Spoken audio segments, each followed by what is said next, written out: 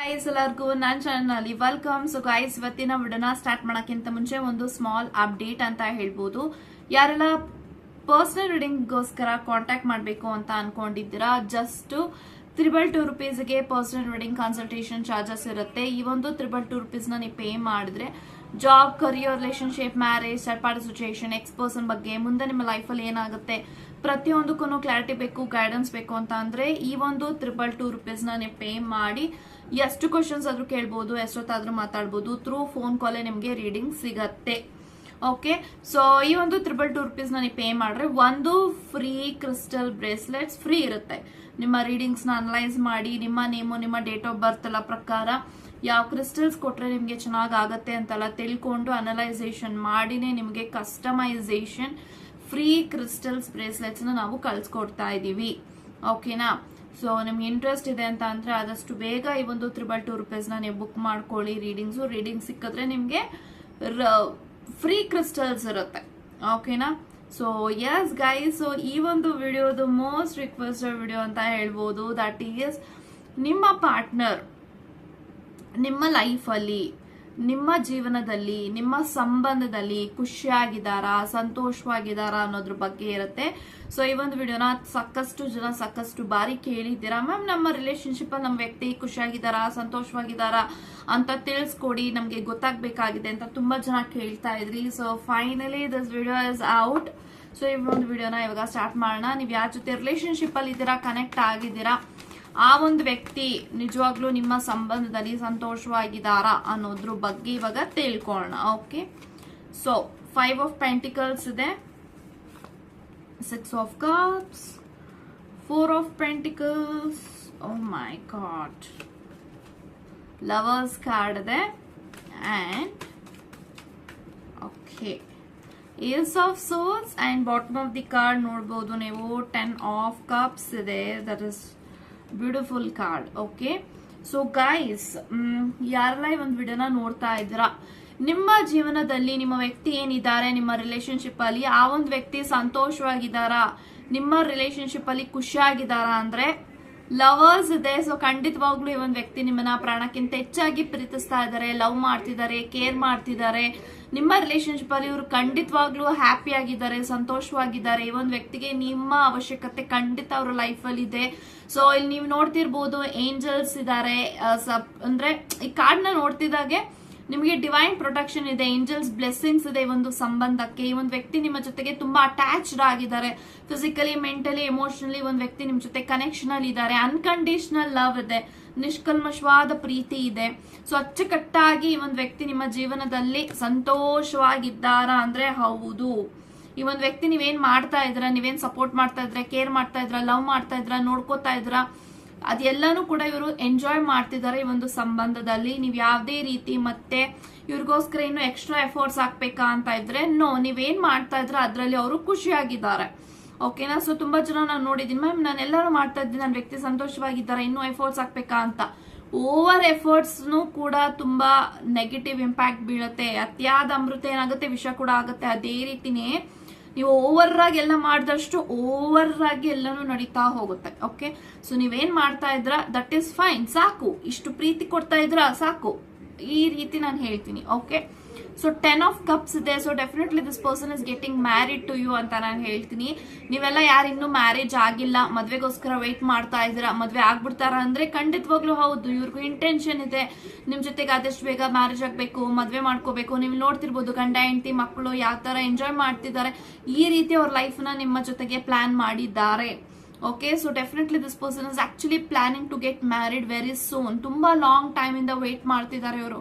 ಒಂದೊಳ್ಳೆ ಟೈಮಿಂಗ್ ಬರ್ಲಿ, ಒಂದೊಳ್ಳೆ ಟೈಮ್ ಬರ್ಲಿ ನನ್ನ ಜೀವನದಲ್ಲಿ, ಆದಷ್ಟು ಬೇಗ ಇವ್ರ ಜೊತೆಗೆ ಮ್ಯಾರೇಜ್ ಆಗ್ತೀನಿ, ಮದ್ವೆ ಮಾಡ್ಕೋತೀನಿ, ನಮ್ಮ ಲೈಫ್ ಅಲ್ಲಿ ನಾವು ಆದಷ್ಟು ಬೇಗ ಫ್ಯಾಮಿಲಿ ಸ್ಟಾರ್ಟ್ ಮಾಡ್ಬೇಕು ಅನ್ನುವ ಆಸೆ, ಕುತೂಹಲ ಈ ಒಂದು ವ್ಯಕ್ತಿ ನಿಮ್ಗಿಂತ ಹೆಚ್ಚಾಗಿದೆ.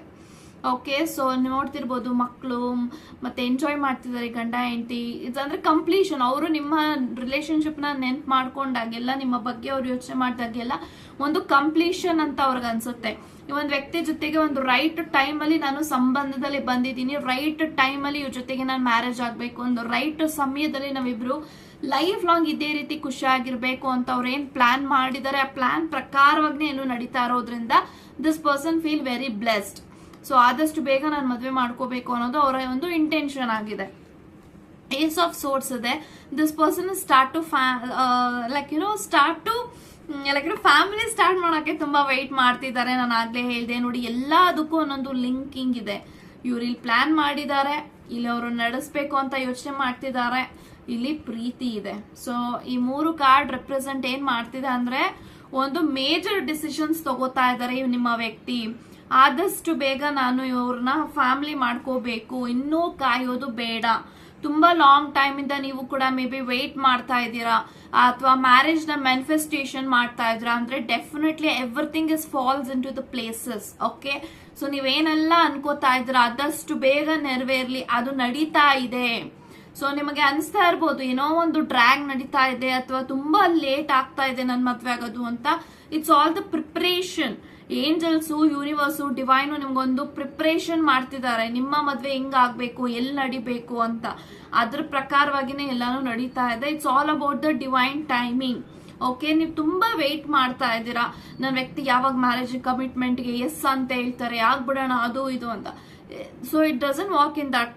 ಓಕೆ, ಸೊ ಪರ್ಫೆಕ್ಟ್ ಟೈಮಿಂಗ್ ಇರಬೇಕು, ಡಿವೈನ್ ಟೈಮಿಂಗ್ ಇರಬೇಕು, ಅವಾಗ ಮಾತ್ರ ಮದ್ವೆ ಅನ್ನೋದು ಸಾಧ್ಯ ಆಗತ್ತೆ. ಓಕೆ, ಸಂಬಂಧಕ್ಕೂ ಒಂದು ಡಿವೈನ್ ಟೈಮಿಂಗ್ ಇರುತ್ತೆ, ಸೇರೋದಕ್ಕೂ ಒಂದು ಡಿವೈನ್ ಟೈಮಿಂಗ್ ಇರುತ್ತೆ. ಅದೇ ರೀತಿ ನಿಮ್ಮ ಮ್ಯಾರೇಜ್ ಆಗೋದಕ್ಕೂ ಒಂದು ಡಿವೈನ್ ಟೈಮಿಂಗ್ ಇರಲೇಬೇಕು.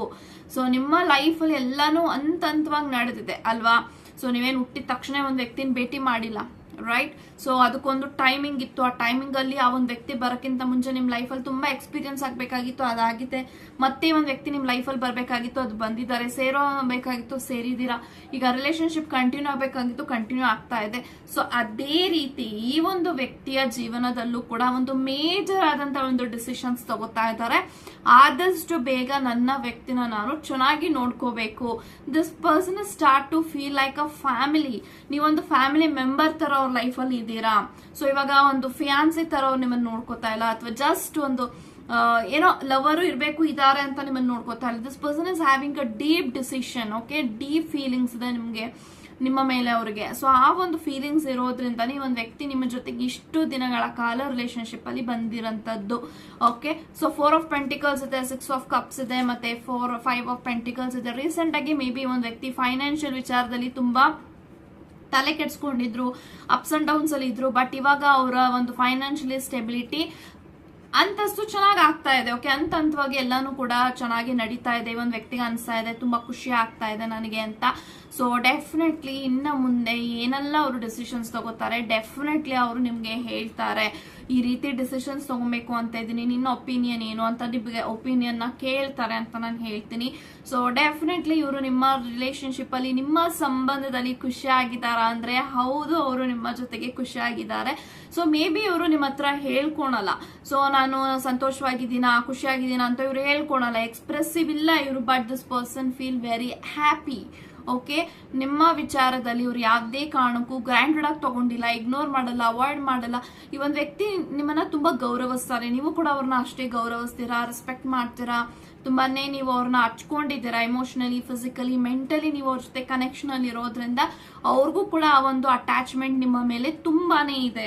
ಸೊ ಇಲ್ಲಿ ತುಂಬಾ ಅಟ್ಯಾಚ್ಮೆಂಟ್ ನಾನು ನೋಡ್ತಾ ಇದ್ದೀನಿ. ಯಾಕಂದ್ರೆ ಇವರು ಯಾರ ಜೊತೆನೂ ಅಷ್ಟು ಈಸಿಯಾಗಿ ಮಿಂಗಲ್ ಆಗಲ್ಲ, ಅಟ್ಯಾಚ್ ಆಗಲ್ಲ. ನಿಮ್ಮ ಜೊತೆಗೆ ಅವ್ರು ಅಟ್ಯಾಚ್ ಆಗಿದ್ದಾರೆ ಅಂದ್ರೆ this person feel you are like a home.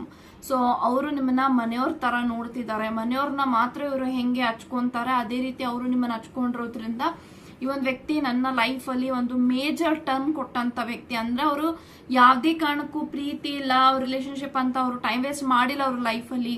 So ಅಥವಾ ಒಂದು ರಿಲೇಶನ್ಶಿಪ್ ಅನ್ನೋ ನಂಬಿಕೆ ಇರ್ಲಿಲ್ಲ. ಬಟ್ ನೀವು ಅವ್ರ ಲೈಫ್ ಅಲ್ಲಿ ಬಂದ್ಮೇಲೆ, ಸಿಕ್ಕದ್ಮೇಲೆ ಅವ್ರಿಗೆ ರಿಯಲೈಸೇಷನ್ ಆಗ್ತಾ ಇದೆ, ನನ್ನ ಲೈಫ್ ಅಲ್ಲಿ ಡೆಫಿನೆಟ್ಲಿ ಇಂಥ ವ್ಯಕ್ತಿನ ನಾನು ಆಯ್ಕೆ ಮಾಡ್ಕೊಂಡಿದ್ದೀನಿ, ನನ್ನ ಒಂದು ಲಕ್ಕಿ ಅದು. ಈ ಒಂದು ವ್ಯಕ್ತಿ ನನ್ನ ಜೀವನದಲ್ಲಿ ಸಿಕ್ಕಿರೋದು, ನಂಗೆ ತೃಪ್ತಿ ಇದೆ, ಒಂದು ವ್ಯಕ್ತಿ ನನ್ನ ಲೈಫ್ ಅಲ್ಲಿ ಇದ್ದಾರೆ ಅನ್ನೋದಕ್ಕೆ ನಂಗೆ ತೃಪ್ತಿ ಇದೆ ಅಂತ ಅವರು ಮೆಂಟಲಿ ಡಿಕ್ಲೇರ್ ಮಾಡ್ಕೊಂಡಿದ್ದಾರೆ. I am happy with this person ಅಂತ. ಸೊ ಇದೇ ರೀತಿ ಒಂದು ವಿಡಿಯೋ ಬೇಕು ಅಂತಂದ್ರೆ ಕಮೆಂಟ್ ಮಾಡಿ, ಮತ್ತೆ ಕ್ಲೇಮ್ ದಿಸ್ ಎನರ್ಜಿ ಅಂತ ಕಮೆಂಟ್ ಹಾಕಿ ಅಂತ ಹೇಳ್ತಾ ಗಾಡ್ ಬ್ಲೆಸ್ ಯು ಗೈಸ್.